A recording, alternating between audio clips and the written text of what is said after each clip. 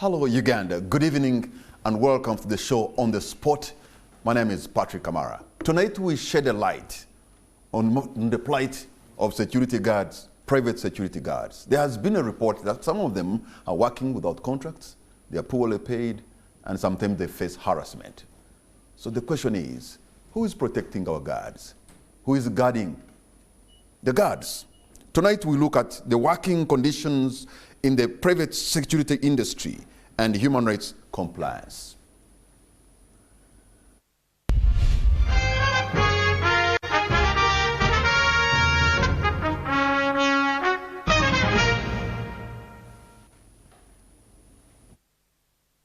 Let me introduce my panel this evening. I have Mr. Joseph Byomhanji, Coordinator, Uganda Consortium on Corporate Accountability. Thank you so much for joining us, sir. Thank you for having me, Patrick. We have the Chairperson, Association of Uganda Private Security Organization, Mr. Grace Maseko. Thank you so much for joining us. You're welcome, Patrick. And I have Commissioner Bernard Mujuni from the Ministry of Gender, Labor and Social Development. Pleasure being here, Patrick. Thank you so much for hosting us. Let me begin with you, Joseph, because you're seated so close to me here. I want you to at least paint a picture of what it is, because there has been a report about the plight of private security guards. And the little I have read actually makes me get scared. If people who are armed and supposed to be protecting us and supposed to be guarding us, guarding our private homes and our business and all that, if what they go through is not as good, then probably you and I and everybody else should be in danger. But give us what you know. Thank you so much, Patrick. Good evening, viewers. The Uganda Consortium on Corporate Accountability, which I coordinate in partnership with the International Code of Conduct Association, ICOCA, have published a report that looks at the working conditions of private security guards in Uganda. And the findings looked at the 9 capitals, the 9 towns around, from the capital city to Mbale, Gulu, Mbara, Entebbe, Mpigi, really assessing the working conditions of these private guards. And discoveries are a bit scary. Key of the challenges are around the casualization of labor. Most of these private security guards do not have formal contracts. And that in many ways affects them when it comes to employment relations and employment rights. There are challenges of discrimination, as bad as age discrimination. Patrick, we came to the realization that the perception out there is that the younger the guard, the more incompetent they are, and then the older they get, the more unemployable they become. So that level of discrimination based on age was manifested in the report. The other discrimination is the gender discrimination. Most of private security companies found it plausible to give guns to arm male private security guards as opposed to the female. And also when it comes to the deployments they give them, the women are deemed not to be competent to guard certain installations. Yet private security companies provide this service of security to all, from multinational corporations up to down to our homes. They protect the churches, they protect the banks, they protect the malls. So we need their service, but then discrimination manifests at that level in terms of deployment based on gender and also remuneration, still based on gender. And the worst discrimination, Patrick, is ethnic discrimination. What do you mean, ethnic? Ethnic, because there's a general perception that people from particular ethnic groups should be paid more because they have come to do this job that the public has a perception of being a low-cadre job. So once they choose to come and serve in that sector, then they warrant to get a higher remuneration. Then the Ugandans that have traditionally done this from colonial days somehow end up getting the worst. And when it comes to remuneration, averagely they are paid 130,000 Uganda shillings. You're kidding. Is this for real? Okay, Yes. let me jump Mr. Grace Masiko, because he's going to speak for them all. Yes. And go to the Commissioner Mujuni, because you're more or less like a regulator in this. Yes. When you hear people working without contracts, when you hear working without sometimes rest, when you hear those kind of harassment, I'm wondering, as in your docket, do you understand this? Does this sound like maybe he's speaking Greek? Patrick. What he's saying is it something like real? Yeah, I think these characteristics are not very unique to the association or to the security firms. It is the kind of the shift from informal to formal labor. And the informal sector in this economy has been, it's a bedrock of the entire economic infrastructure. But now, the fact that security, in terms of labor and security firms, having been the pioneer, actually, companies that externalized labor, you remember, during Iraq and all that, that's when labor came, these security firms came into the limelight for regulatory purposes. So there are multiple regulators for this entity, for this sector. Yes. You can talk about employment, you can talk labor and employment, but you also find that there's a lot to do with security. Yes. Yeah, and you find probably you pay more for the gun than a human being. And then the employer must balance it out. How will I cover money, which is an overhead in terms of licensing fees and maintaining that weapon vis-a-vis the human person? Labor is the cog in the economy. It is the most easily exploited element in the development, in the all factors of production. A machine, you can't minimize it, but a human being, you can even postpone payment. You know, that's why the entire casualization of labor is based on key economic fundamentals. How do you pay a fair wage when there is no minimum wage? That's a big question. And two, the issues which I thought would be very, very, very pertinent for us is the fact that actually almost 70% of these security firms are young people. You know, with O level, by the way. And probably we invested a lot during the UPE, but the graduation is to be security personnel. But even then, they are not insured in terms of health. Their welfare in terms of livelihood pattern is the worst, probably. They don't have meals, adequate meals, if at all, and you find they are the mercy of now the second so-called employer. Right? If you guard me, that means I somehow have an unspoken, a silent obligation to provide for you some meals, or else you might turn against me. But I'm paying your security firm. So that arrangement of a little bit of informality and casualization is where exploitation now and disgruntlement starts and all that. But there are security firms which meet all the cores of good employment. Yeah, they guard the oil and gas, they do a lot of wonders for this economy. They guard banks, their customer care agents have been to Equity Bank. It's a security firm that does customer care. Okay, to be fair to Mr. Grace Masiko, because now he's getting a lot of information overload from both of you. Yes. You're the chairperson of the Uganda Private Security Organization. You've had the report that has been made, but also the commissioner, what he's saying, and what you know.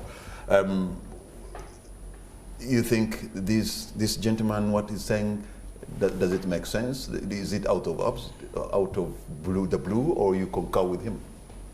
Thank you, Patrick. To the viewers, just to give a background about the private security sector in this country, we are an umbrella body of all the private security companies, and we're talking about 426 companies, both foreign and local companies. We're talking about over 100,000 personnel. Well, that's an army. This is a force, double that of Uganda Police Force. We're talking about youth. We're talking about job creation. We're talking about wealth creation. We're talking about national security asset. We are talking about a number of issues that drive this country and the economy and contribute to the stability of this country. So the report to us is a bit surprising, given what we know on the ground. And I was actually taken aback when statements came in as the plight of private security guards.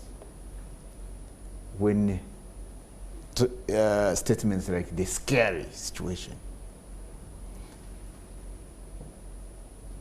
The viewers out there, they can check wherever they are.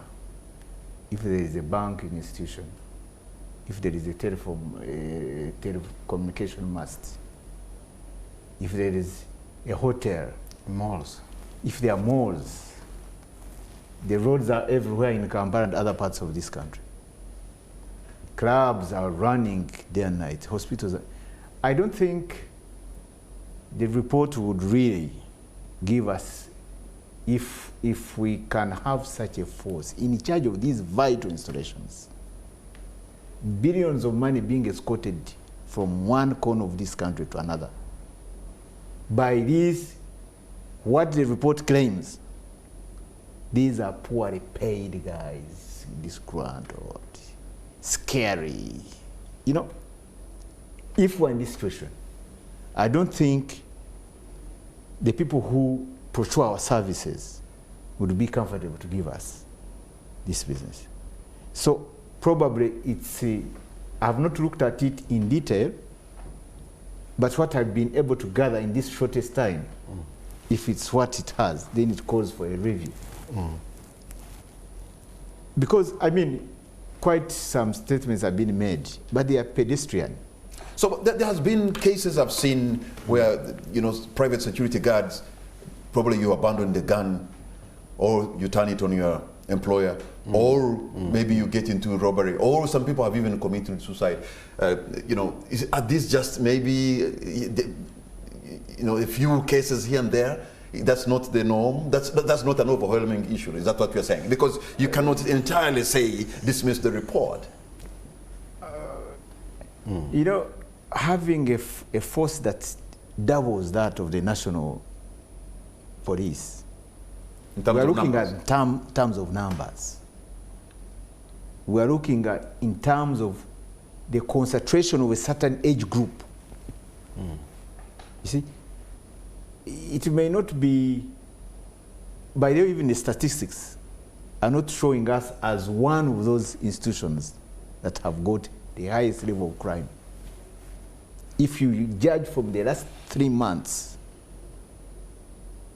where our private security guards have been involved in some of those cases you're talking about, you will see that what the institutions that are considered to be well facilitated, that even feed from the national coffers, they have much more incidences than we have. Just hold your point. But, okay, Grace, hold your point. I hear you. And Joseph, well, you know, 100,000 people, that's a huge army, bigger than Uganda police. You're bound to find some bad apples. You're bound to find some problems, some managerial challenges here and there.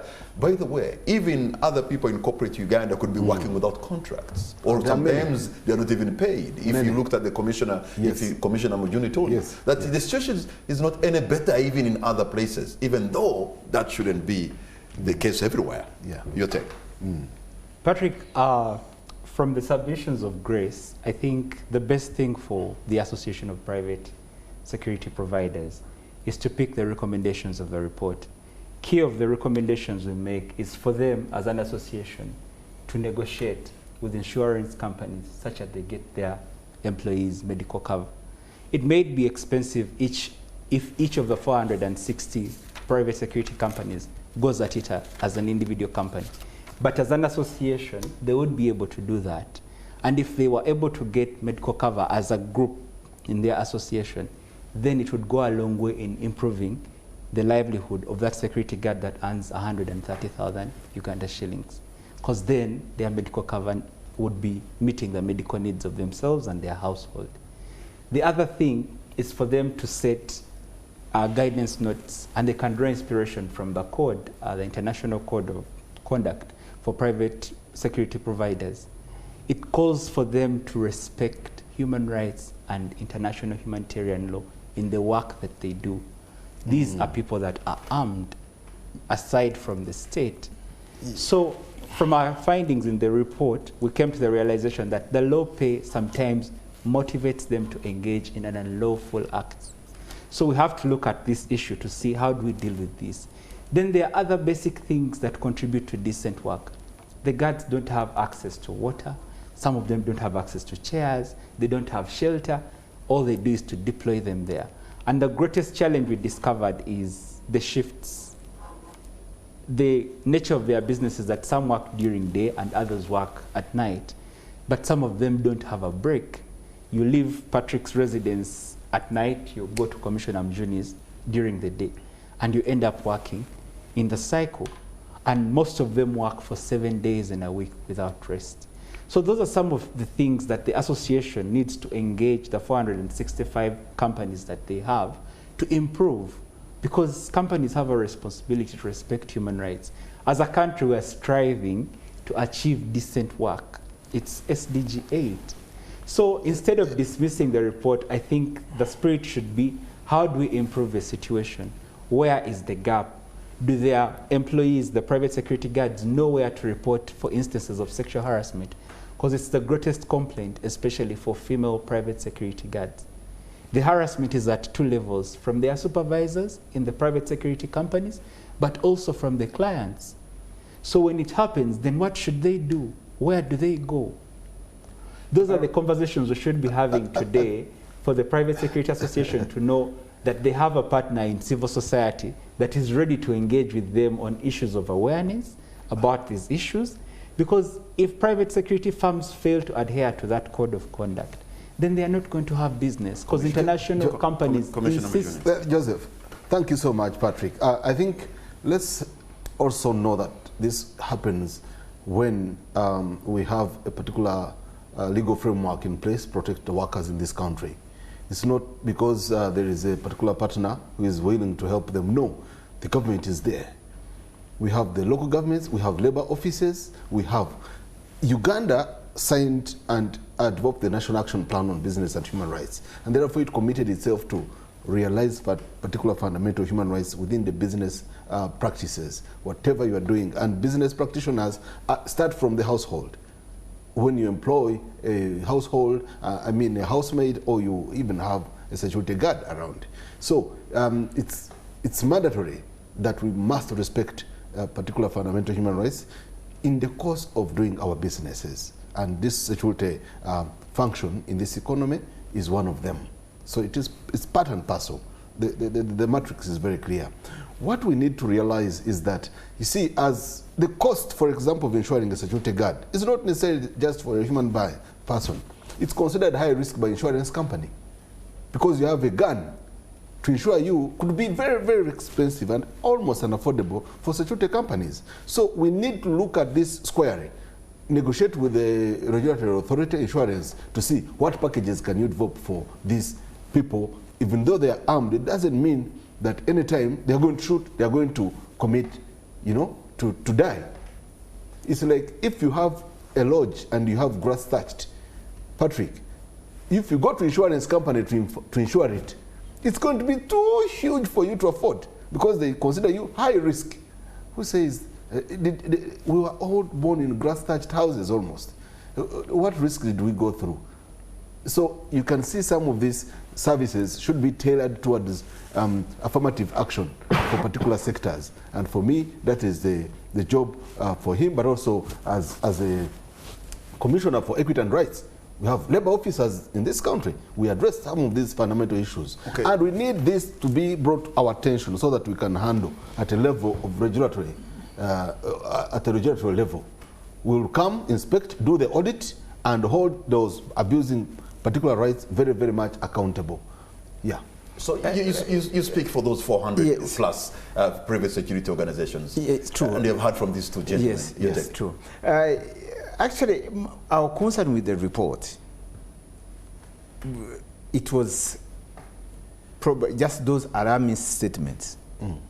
Because in our work method, we don't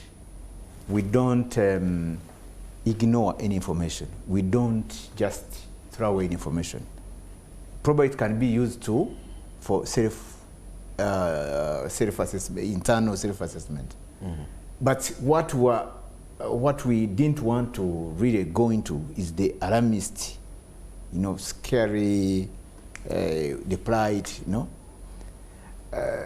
But I'm even surprised you are bringing the issue of the insurance.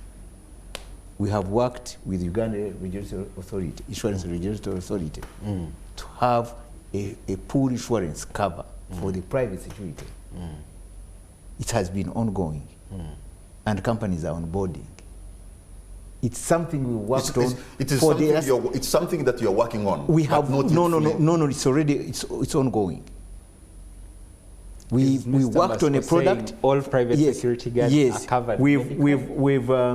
We've been working on it. Like most insurance companies take us to be high risk businesses. So they were either raising the premium or not taking us for insurance cover. Yet it's part of our work. It's key it's a key tool to our work. Yeah. So what we did, we worked a product for our own, which is the insurance pool cover for all the private security companies. And I'm surprised. Medical insurance. Yes. For private. And I'm surprised that the report is not mentioning some of those. So is that and covering? Secondly, so you're saying all of them or some of them? No, it's open to all the security companies. Our concern was the medical insurance cover for private security guards, not general insurance of your business. No. The policies are quite different. Exactly. Even medical is there. So I just want to now there are some peculiar things that may look very peripheral. Things like the lack of drinking water, things like shelter, things like where somebody has even nowhere to sit, even though it's a You don't even have access to toilets. So some things like these, we may not pay attention to them, yet they are so key. I mean, you're not deploying a robot. Very true, Patrick. A canine brigade. You're deploying people. I hope this report is calling about. It recommends public sensitization. Yes. Because the challenge we're having, people appreciate our services, but they don't want to pay equivalent to what they demand from us. Yes. I'm telling you, Patrick, and the viewers out there, heads of governments are there. When they are budgeting, even private businesses, the security element, as much as they consider is key, they put it at the tail end of the budget, when everything has been exhausted. Agree. We know that even some departments of government, the cost of just newspapers or tea in the pantry, providing tea to the staff, the budget is bigger than that of security. It's there. Commissioner Mjuni, I have a problem. Patrick, yes. Can I just say, express my point? The viewers out there, even with the panels here, when we are budgeting, we have a wedding, we have a kwanjura, we have a birthday party. We budget. We put a huge budget on these other items. But we are mindful that security is key. But what is given to security is laughable. Now, if you are talking of the welfare of the guard, we the panelists here, we are using those services. What have we done to make it better? Okay. Because we have also seen government departments, even they are the worst. They default. We have the defaulters from government. They pay less. You have someone. So when they default and pay less, then you do what to the guys? No. How does that translate? You see, it's all. So It's all. You're making a justification that there are problems faced by the guards because the government is paying less, because somebody is not the client. is paying less. We should understand you should. Is that what? Is that the justification? We derive our power. We get our resources from the public we serve. But the public we serve, as much as they appreciate our services, they don't give us what we need to make. In effect, Mr. Grace Masiko, you are admitting these challenges are there, but you're giving a reason why they are there. Yes. Because even the government does not pay in time, even the clients are not paying you as well, they don't understand your job. Hey, listen, we are getting these people from you who are not doing your job the way how we expect you to do. Very briefly before we take a break. You see, we forget that the gap filled by the security agencies, security guards and all these companies is because of so many other things, including inadequate staffing within the security organs, which are public, including police. We don't have enough personnel to manage to put down the crime, but also increasing levels of poverty and unemployment, and which skyrocketes crime rates. And there are so many other issues that come in, and so these people play a very, very, very big role. Hold on to a point, because we're going to take a break. Commissioner, I'll come back with you. And because you're also introducing a very important issue, why should a country have a private security guards numbering 100,000 more than the police? Yes. What does that tell us about the security of Uganda? We'll be right back.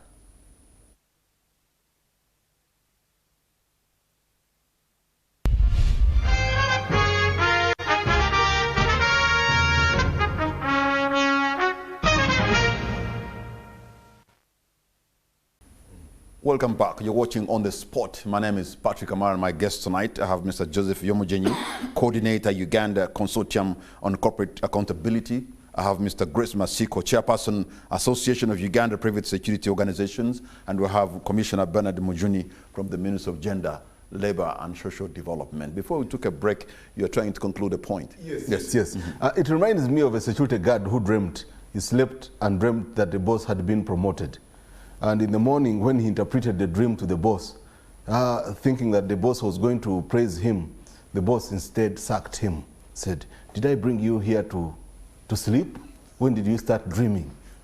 A poor man lost his job. I've actually seen a couple of private security guards sleeping on the job. And that does not mean that the rest of us who do not know those on the job. No. On our desks, we do. No. Only the difference is that for them, theirs is a very delicate job. It is. And the tools of trade. It borders on life and death. Yes. Remember, these people are privy to a lot of your dealings. They even know about domestic issues. They even know about your financials. They know even about everything, money deals which you are cracking, because they are close to you. But the way we treat them also at our home, at our workplace, is not the best. You see, of course the companies have their own issues. You pay the company pays them. So they make margins and bring it down to the minimum they can make. Of course, those are the practices everywhere in the economy. But what we are saying is that even children are affected, even women at home, they get affected. In what sense? In what sense? Because the security guard can guard the whole week. When will you ever make a home? Doesn't perform his conjugal rights. You think the night, the coldness affects a man alone? Even the woman at home, my dear. Even the children don't see the dad.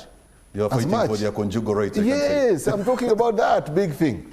So, so it's a welfare issue. It is actually a human rights clear human rights and a symptomatic kind of thing. You can look at this and decide for most of the other sectors. Joseph, I don't know whether we haven't talked about contributory issues because it's bringing the perception of the public, on the private security guards. Yeah, How do we perceive them? How do we treat them? Yeah, Patrick, that's one of the findings the report layers bare.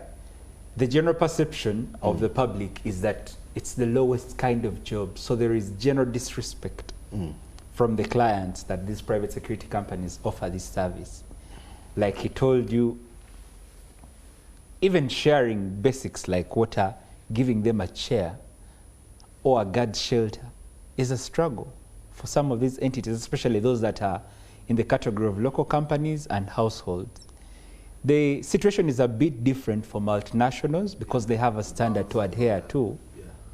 But when it comes to the local companies run by Ugandans and also Ugandans having private security guards in their homes, the situation is bad. And it's why I implore the association here to cause this conversation such that we are able to talk about the welfare of private security guards. How do we improve it? Instead of wishing away the findings, because the situation is not good. Callers will let us know once we are able to open up the calls, but the situation is not good. We need to work together and improve it. If you want to make a case for people to pay for the services of private security, let us portray to them the welfare issues that we have to deal with the guards. If we need medical insurance for them, we need to make a case for it. If we need them to have shelters, those are things you can negotiate with the companies, such that there is a standard contract within which the private security companies are engaging with clients to say, if you need services of a private security guard, this is what is required at your premises for them to be able to have decent work. If each company of the 465 Mr. Masco represents go at it alone, they will not be able to achieve much.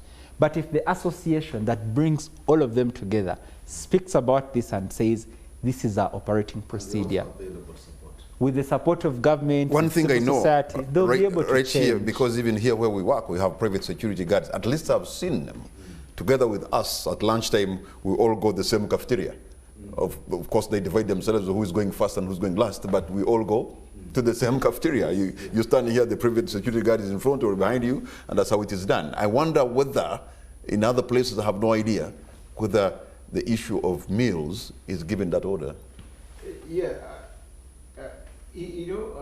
I don't want to be misunderstood that we are wishing away the report. No, we are concerned about the alarmist statements, the plight, the scary. The facts are that we really need to engage actually, this is I like this discussion, that now we're engaging the public. We want the public to appreciate the role private security companies play. But also, the public should also know that they have got a role to play in having these private security companies play their part. As I've told you, we have even ministries. I'm not saying we're justifying our weaknesses, but where you say a guard must have a sentry box with a shelter on top, they say, no, we don't have the budget. You see? We say the guard must have water. They say, no, we don't have. We have got... And these are the things that have been found. So, Exactly.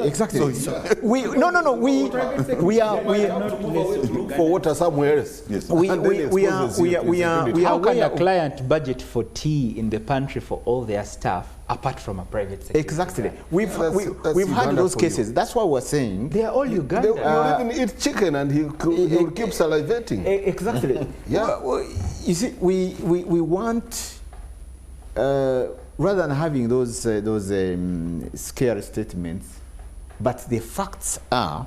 I need really to read. We're going to read your report and see it.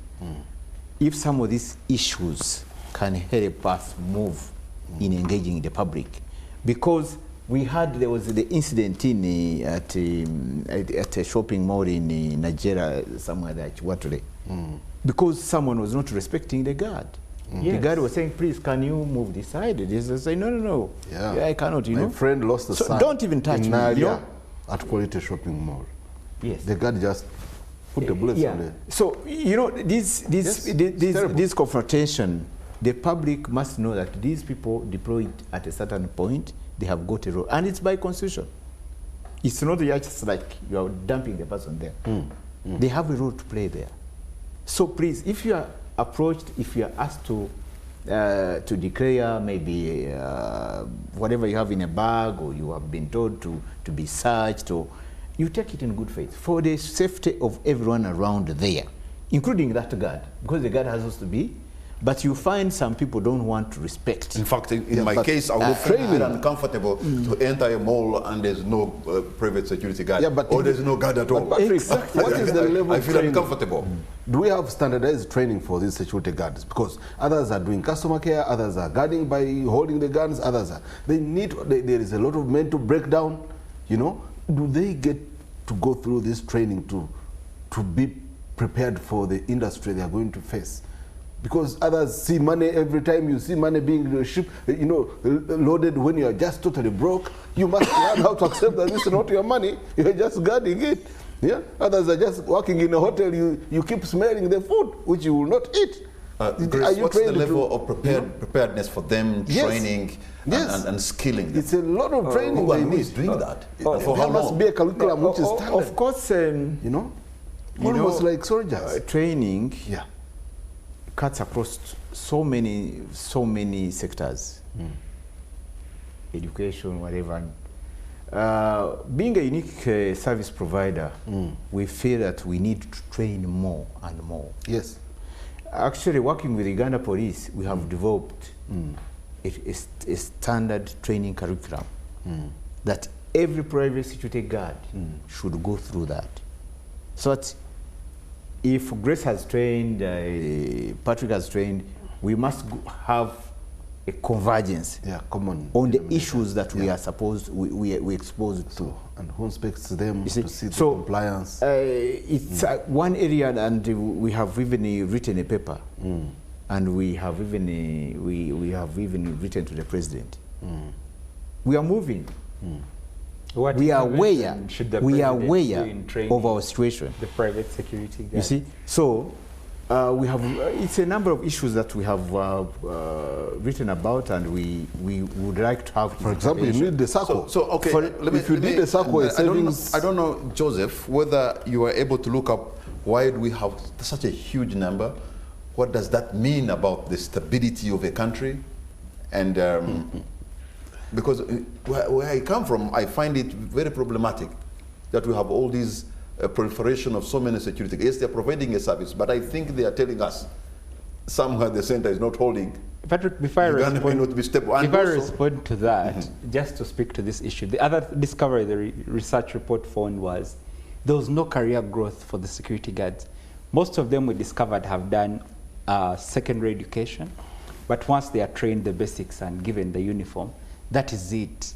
And that, in many ways, demotivates them to do their work. But it's something but they you're need also to pick hoping up. for too much. But there's something they should pick up in the training. But it is the way we interpret security. But back to your question, my interpretation to the question you've given us is the private securities have emerged because the inequality in our country has also widened.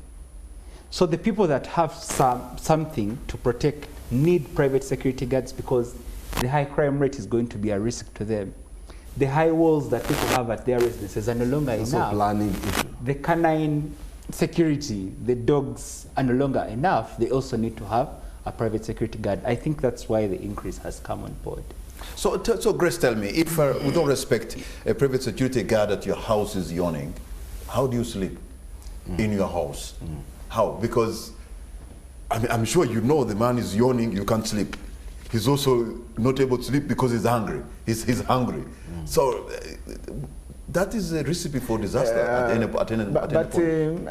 I would like the panelists here and the public out there to appreciate.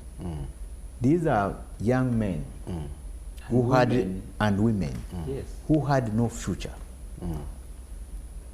Some dropped out of senior 2, senior 4, and we recruited them, trained them, added value. Someone who did not have a future, but now they have a future.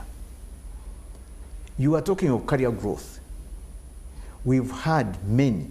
You remember this one of the retired police officers, Omara? No. Sam Omara, someone like that. In-law to Uganda. You know, We've had cases of some of the private security guards who dropped out in senior 2 and have now reached, they have gotten bachelors. They have become managers. We have got those classic successful stories. You see, we should not look at, imagine you are giving a figure of 70% being youth. We have a figure of 85% being youth. Let's assume we do the average, 80. These are youth who would have been down in the villages there with no future. What would be they doing? What would they be doing? But we have added value to them. Value addition. They are earning at least 250,000. Because as per the association, this is what we've recommended, 250,000, 300,000 for the entry level. Now, if someone, you just ask yourself, in our streets, on our streets here, how many of these senior 2 dropout could be earning that money with additional training? But you're recommending 250,000 as maybe a salary. Is it what actually they're being paid? That could also, that is what you have recommended. Do they have a mechanism to check? Can you check and enforce? You know, I think there are cases where it has come to our attention that a company X is not doing the way we have recommended, 250 to 300,000. But there are those cases that we have handled as long as they have been brought to our attention. And that's one of the things. But then, Mr. Patrick, excuse me, what we have also noticed, which is more disturbing, is that we have got companies which have got their own guards. And that's where this notion of 130,000 comes from. You go to a nightclub, you find someone written on security. You know, he's paid 100,000 shillings. Askari. He's not registered with any company. He's just working for that person. Even Arab boys, so, and they pause, and some of streets. them, that's why even one of the recommendations we have done, that we must address that issue. Because it's causing us a lot of, it's damaging our reputation and our work. Those are the type of people are talking about 130,000. Some are paid even 50,000. But to be specific, Commissioner Mujoni, you need to regulate. What is your relationship? How exactly do you engage private security guard companies and the guards themselves? Patrick, ours is that there is a regulatory framework in terms of labor, contracting labor. We have a standard contract for labor, for workers. And anything that comes in, I've arbitrated myself, I've arbitrated cases regarding security firms and security officers who have not been paid. Others have brought their, they have not been remitting their insurance, contributory, NSSF. you know, NSSF. And when they come, they even report even the taxes they are not paying. They are underdeclared workers. They are, there's a lot that goes on in the area, but it's not again a unique area. This is what this economy is facing: informal labor and declared workers and business. So anyway, but now if the commissioner is saying what he's saying right now, so I hope, Grace, you're taking note of that. Yes, but what we are saying, have come to his desk with what those we are kind of saying complaints. is that this is a very now organized sector. What we need is groups that can help to be mobilized, like the association should be able to start a circle. Once you start those saving schemes, it becomes an incentive. Once also the risk which you have started as well. The risk that goes with the capping, the entry level fee, is also that you are setting a minimum wage for the sector, for the industry. Whoever starts a security firm will start at 250, even if they would have started at 400. And most people who start security are either been involved in security themselves, so they know the industry very well. Now, that you shouldn't without consulting the ministry. Yeah, because we have a guiding framework. There are officers who can help you to regulate the set in terms of benefits. You might pay 200 or 300. But when you are feeding them, when you are giving them insurance, when they are being accommodated, whatever, the benefits far outweigh. So the 300 might come as net at the end of it. That is different. But also you can be paid 1 million for the guard from the employer now, because the employer is the boss whom they are guarding, and you pay 300,000. But also we have to understand the nature of this industry. There are hidden costs. He has not probably openly told you how much it costs by the time a bullet is secured, by the time a gun, the renewal of that license. It's very, very expensive, and it's regular. So there is a lot of non-tax revenue being generated by police. If you see 100,000 officers, and if they are all armed, there's billions of money going into the economy. And so there's a need to respect this sector, to work with it as equal partners. Don't underlook the security industry, and that they are serving a need, a gap in the economy, which is keeping us safe. By keeping us safe, we should have adequate police on the road. Why should you have Kataimbwa the road? Patrick, if you walk from here to Namuongo, you are 90% likely to be hammered along, because there's no one guarding there. True or false? No, there's criminality is increasing. Yeah, exactly. So if we have all these guards, why are we having, again, insecurity on the road or on the main infrastructure? That should be a question between you and me. These security guards also, their protocol, that's why I'm saying there is need for a protocol, because they can be guarding your home here. And if they attack the neighbor there, you will not even shoot a bullet. You will not even help. You will just, me, I'm here on my work. Even police cannot do that. Do you understand? Yes. I've traveled between me and you. You've traveled to Europe to what? You don't see security guys with guns on people's homes. No, actually they don't have even fences, not even gates. But they are secure. Why? There are cameras. We have invested in cameras. Infrastructure is there. Why are we still having criminality on the road? So for me, it's a livelihood issue. It's a regulatory issue. It is a sector that now we need to open our eyes and start engaging fully. Okay, yeah. Grace, explain to me, because you understand security probably more than us. I actually even, you've been more focused on security as long as I can remember. Why is it that we, even when we go to Kololo or Muyenga or whatever, Buziga, why are we living in this world, whatever, the fences? And yet when you go to Europe, in America, whatever, even the rich, we are not seeing these walls. Why do we have these walls? In fact, they even make our homes look very I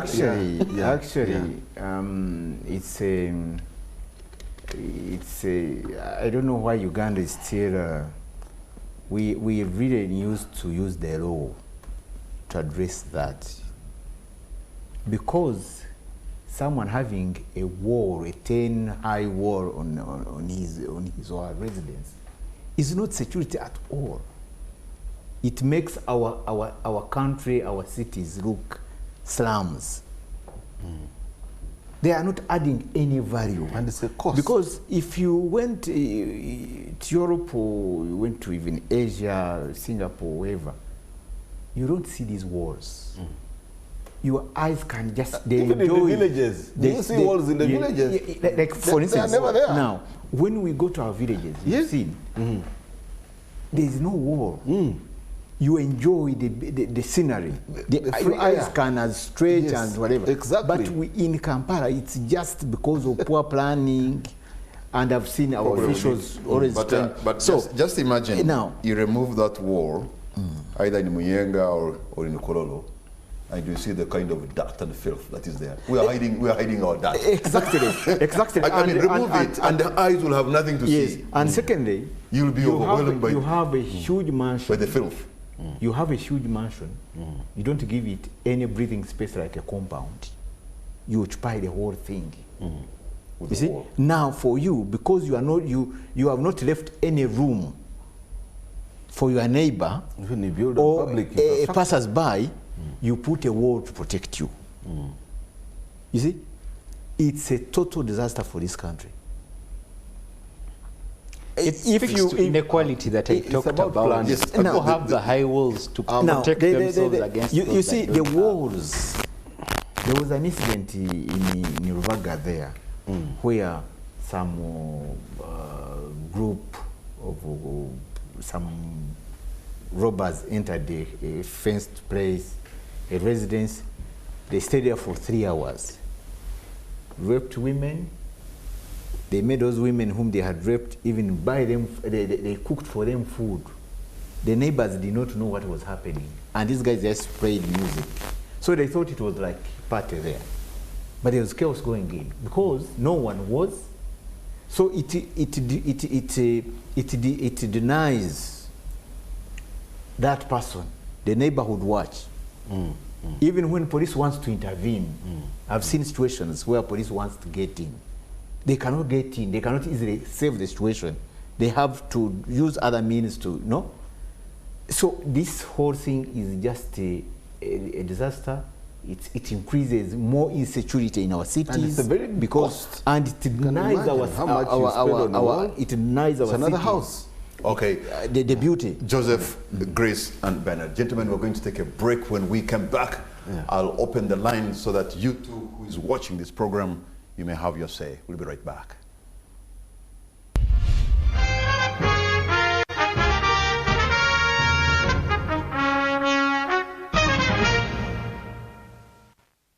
Welcome back. You're watching On the Spot. My name is Patrick Amar, and my guests tonight are Joseph Byomuhangi, Coordinator, Uganda Consortium on Corporate Accountability, Mr. Grace Masiko, Chairperson, Association of Uganda Private Security Organizations, and we have Commissioner Bernard Mujuni from the Ministry of Gender, Labor and Social Development.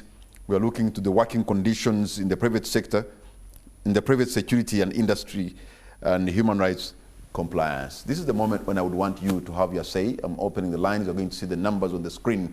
You can call us and tell us what you think, and remember to keep it very short and to tell us your name and where you're calling from. But in case you disagree with any of these gentlemen, that's in order, but remember to disagree with respect.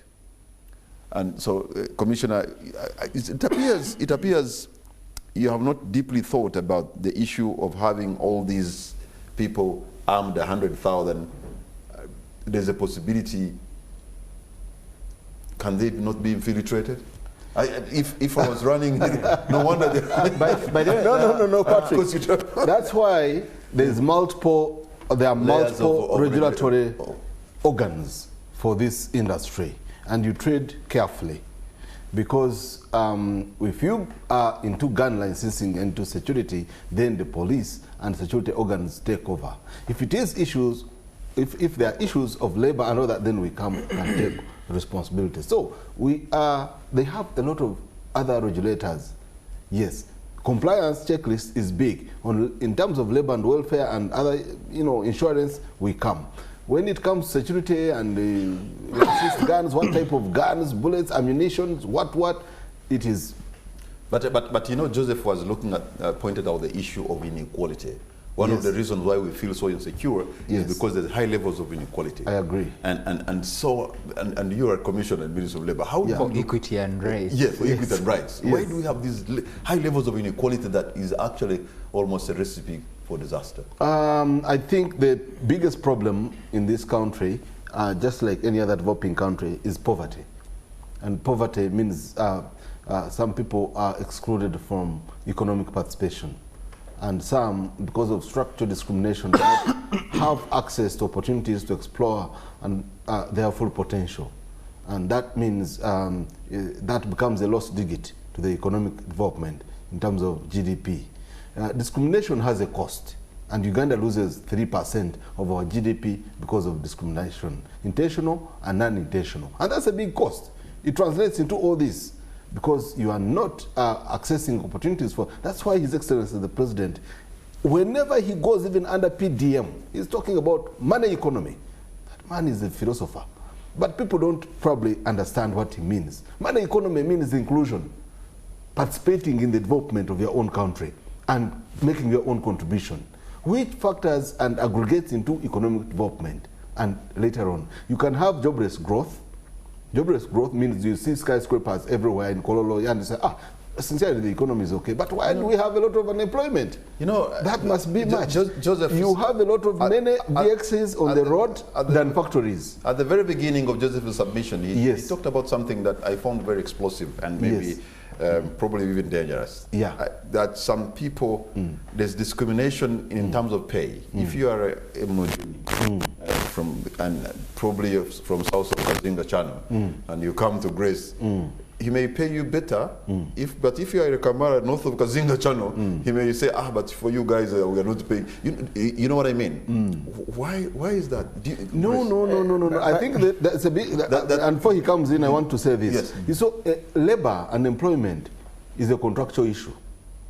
It depends on your level of skill, the enterprise knowledge, industry knowledge, your professionalism, who is going to employ you, what are your negotiations. All those skills are not exclusive to one region or one. No, they are not. They are not. Yeah. It depends on how you negotiate. You know, it depends on the placement. There are companies in the oil and gas industry, for example, guarding all those facilities. You can't underpay them. Actually, they are better than me and you, Mr. Kamara. They are in 2, 4, 5, 8 million. These are guards guarding oil and gas facilities. So I also know some companies which have better negotiation. They have a certain level of clientele. They will not go for each and everyone. I've approached myself, I've approached companies with my own offer of 500,000 per month. They said, no, sorry, we can't afford, our guards, we cannot afford to deploy them there. Instead from 800, and that's it.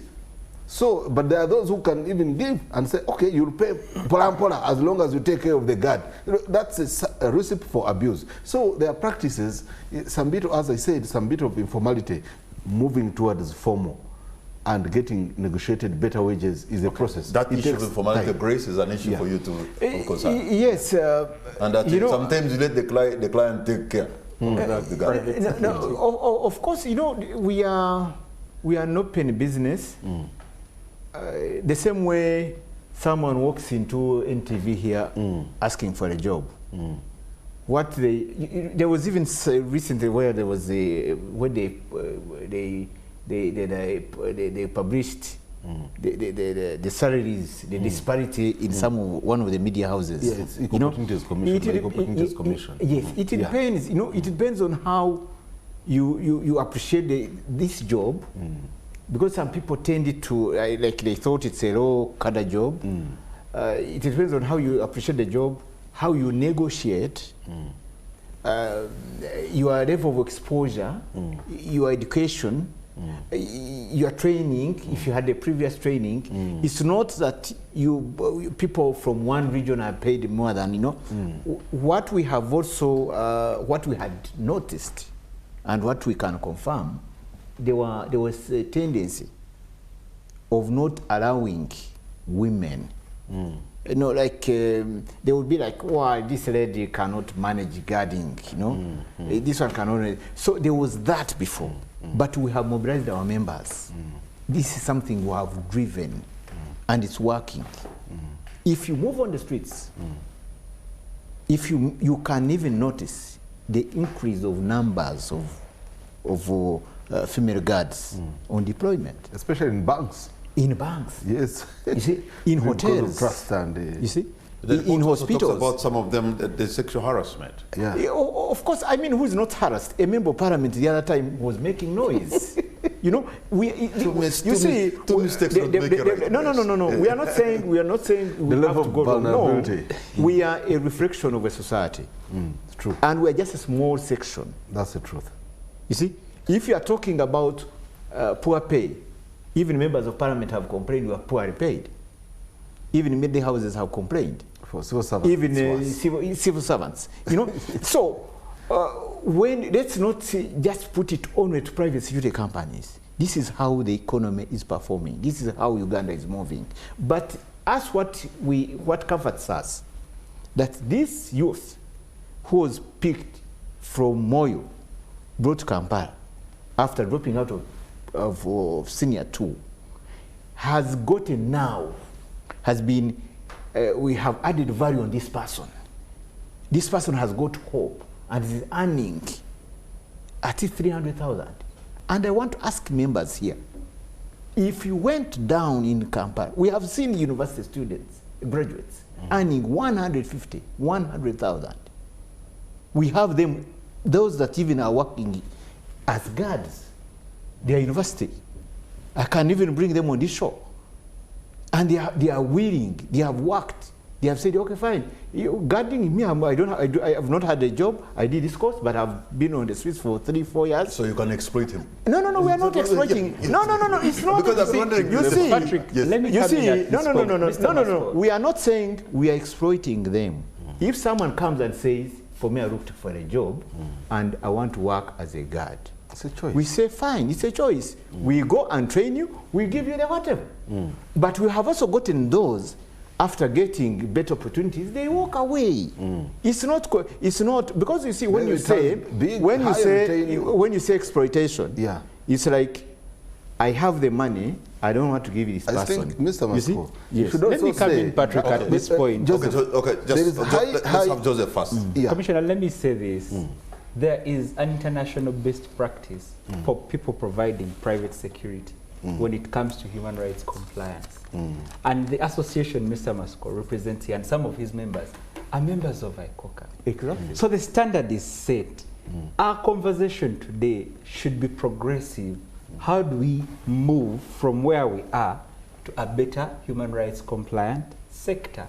You can't sit here and justify that just because the jobs are not there, just because other sectors are paying worse, then we can deal with it. Just because female members of parliament are sexually harassed, then yeah, a female security guard providing private social security services should understand. I think there The we have a departure. How do we deal with this situation? We have a departure. Do we have mechanisms of reporting sexual harassment from our clients? Yes, we are not working in isolation. Do we have mechanisms of reporting sexual harassment at the level of the company from a supervisor? Joseph. Those should be the conversations we are having today, not justifying the ills of society.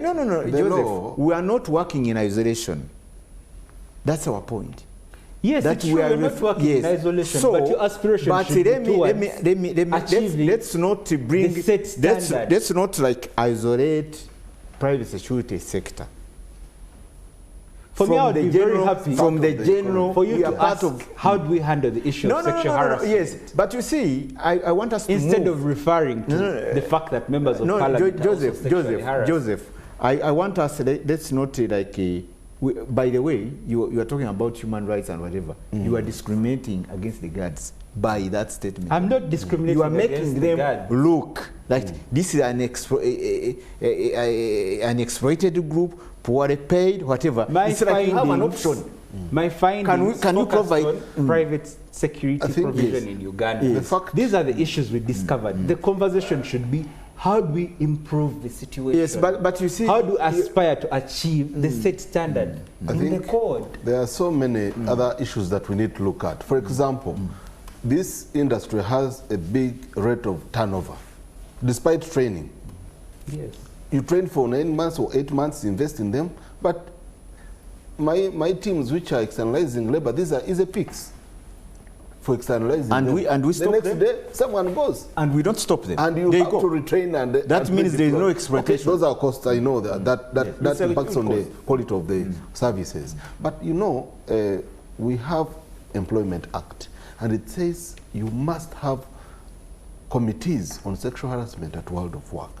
You must have occupational safety and health policy, social safeguards, and these are fundamental human rights at World of Work. They are non-negotiable even, because there are principles, there are laws, there are everything, there are guidelines in place. You don't have to have child labor. You don't have, these are issues which you have to have HIV/AIDS committee. You know, these people go through everything any other human person is going through. The contradiction is that despite their minimum, the wage which is being paid to them, they are guarding enormous wealth, including your own life. Enormous wealth. Mansions, factories, industries, banks, these are the engines of the economy they are guarding. But their pay is meager. Now, how do we have a middle line in there? One is to make sure that association negotiates for better wages. And the minimum standard is maybe $100, maybe $350 onwards, entry point, rather than 200. 200 really you can't break even. Even if you are eating free food or what. Others, you find They don't even have jackets for cold at night. But as a All they government, have is a small refused to shirt. give a minimum wage, so... You understand? So at night, the weather hits them hard. They have to look for where they can take shelter. And if they take shelter, they are vulnerable. They can sleep. So I think we need to look at it 360 degrees. You can't just look at one item alone and think you can solve the problem. Negativity. The negative part of it. We need to help the industry to build, just like teachers. Teachers started like that also, from a small wage up to a fair wage. You can go hit with the lines. Yes. But maybe, Patrick, I just want, because he's the author of the organization, is the author of the report and whatever, did they pick anywhere where they said, other than the negative part they have talked about all through, is there anywhere you by the way, the negativity, when you look at the percentages, the issues are at the lower, the negativity is at the lower percentage than whatever, if you look at them. The later group. Yeah, well, it's not the negative is it's not a negative report. Are you looking at almost 50%? Are you looking, unionized, for instance, are you looking at the contribution of the private security sector to the national economy? Are you looking at our contribution to job creation and wealth creation? Are you looking at how much we, the owners of these businesses, have brought into this country, this economy? Mr. Masko, this is a capital intensive we acknowledge business. the pivotal role of private security as a sector. Our focus was on the working conditions of the people you employ. And our interest and recommendations are on how we improve their working conditions. And for me, that's what I want us to take from this conversation. How do we have functional sexual harassment committees?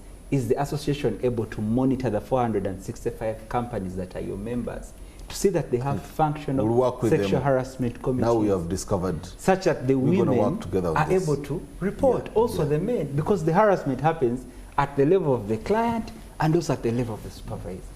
They need to have redress.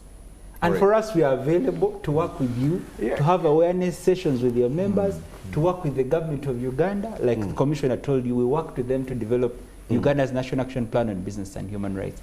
Our approach is partnership. How do we improve this the is going to be, Joseph, we don't want to bastardize still with you. Appreciate your pivotal I just want to take this route. Still with you, what's going to be your concluding remark, Joseph? Thank you, Patrick, and to the viewers for bearing the late hours to be able to engage in this conversation. And I implore all Ugandans out there to respect security guards such that we move away from this general perception that they are the lowest of Ugandan citizens. That shouldn't be the case. But encourage Mr. Masko and the association to ensure that they pick best practices. There is an international standard that is set. Providers of private security services have to respect human rights. As a country, we have a legal framework that deals with issues of business and human rights. From his perspective, they look at the sector as a business. What is my return on investment? From our perspective, we're looking at the quality of jobs they're providing to Ugandans that choose to work as private security service providers. Yes. So we need to meet and be able to deliver a better country for them as the business, but also for the Ugandans working to have decent jobs. Thank you, Joseph. Grace, what's going to be your parting shot? Yes, thank you, NTV, for hosting us. And this is the type of discussion we want to have. This information which has been provided by the report, we're going to take it in and sieve it and see how we can pick out the best practices. To the viewers, Private Security of Uganda, which TUPSA is spearheading, has been given an observer status at the International Code of Conduct Association, which is the global body that oversees the operations of the private security sector. And we are the first in the region. That means that we opened up to them, show them that we have this and this, all the issues they're talking about. We have opened to them and they have allowed us, that's why we have the observer status on that body. So every information we're getting out, we are not just disregarding everything that comes away, but we're also saying that let's be, let's not be too alarmist, because we are holding a key stake in this country. And especially issues to do with national security. You don't just come and scatter them like that. Because even now when we move out of this place, private security is playing its role. And even tomorrow and years to come. All right. Thank you. Thank you very much. Yes. Junior, you're concluding Yes, Patrick, thank you so much. One time we were inspecting the malls downtown, and I found some of the richest people were security guards because they used to load dead bodies, you see, dead bodies, as part of the cargo when they are going up country, and they used to keep dead bodies at night. You know, safe. You know, you keep until you load, until it's a time for you to load the body inside there. Where was that? Where were you? Downtown. In All Kampala. those big malls. So don't think security guard is a simple subject. There are people dying in the Yes. How many dead bodies do you see going up country? The people are dying everywhere somehow in hospitals. But do you see them on the road? How do you think they move? They move as cargo. Patrick, you can afford a double cabin. But so many people cannot afford to take a dead body independently. So security guards, they keep these people, they keep their clients, their big clients on buses, on what. They make a lot of money. So don't underrate the role of the security guard. My take from this report is that we have learned. The research is very, very revealing, especially on the plight of women. What affects women, affects children, affects the household. What affects the young people affects the entire country. And young people form 70% of this country in terms of labor. So we need a lot to do with labor competitiveness and productivity. And issues to do with insurance of workers is very, very fundamental because it's a form of social protection. People die at work, the compensation must be done, must be adequate. And for me, the issue of welfare is also very fundamental. Yes, the guard guards you is the first form of contact, whether you are going back home or you are leaving home.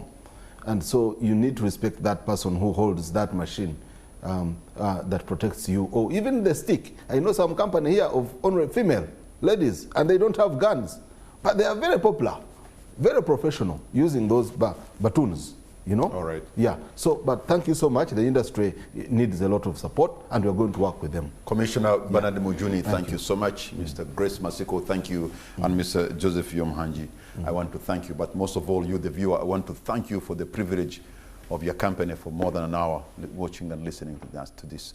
I also want to echo the words of this gentleman. Let us respect the private security guards. They are guarding us, they are guarding property, and they are also doing a job that is also crucial. We respect them better because remember also they are armed. Good night, and God bless Uganda.